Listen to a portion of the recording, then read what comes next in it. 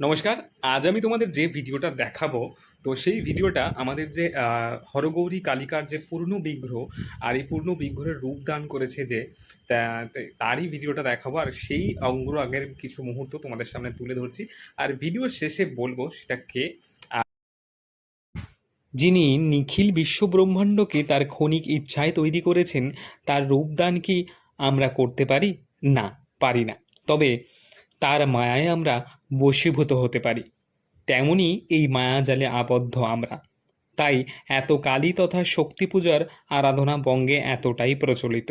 যুগের কথা বলতে গেলে সত্য, ত্রেতা ও দাপর যুগেও শক্তি পূজার বিশেষ প্রচলন ছিল, যার উল্লেখযোগ্য নিদর্শন মেলে ক্ষীরগ্রামের মা যোগাদ্দাকে ঘিরে। তবে আমাদের গৃহে মায়ের শিলামূর্তি থেকে মায়ের পূর্ণাঙ্গ মূর্তি বরাবরেরই ইচ্ছা ছিল আমার।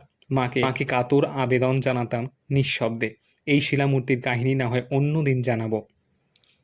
তবে মায়ের এই যে ভুবন ভোলানো রূপটি তৈরি করেছে সাক্ষাৎ মা সরস্বতীর বরপুত্র অভিজিৎ, তার সাহসকে কুর্নিশ জানায়।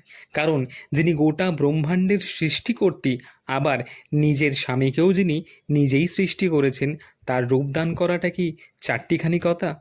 সত্যি অভিজিৎ ভাই, মা তোর কাছে আছেন, তাই তুই মায়ের এমন ভুবন ভোলানো রূপটি করতে পারলি। তোকে ধন্যবাদ দিয়ে ছোট করছি না। মায়ের কাছে একটাই জিনিস চাইব, মা যেন তোর সমস্ত ইচ্ছা পূরণ করেন। জয় মা। মায়ের অশেষ কৃপা ও করুণা রয়েছে অভিজিতের ওপর, তাই এত সুন্দরভাবে অভিজিৎ মায়ের রূপটা ফুটিয়ে তুলতে পেরেছে। আর তোমাদের কেমন লাগলো কিন্তু অবশ্যই জানাবে। জয় মা।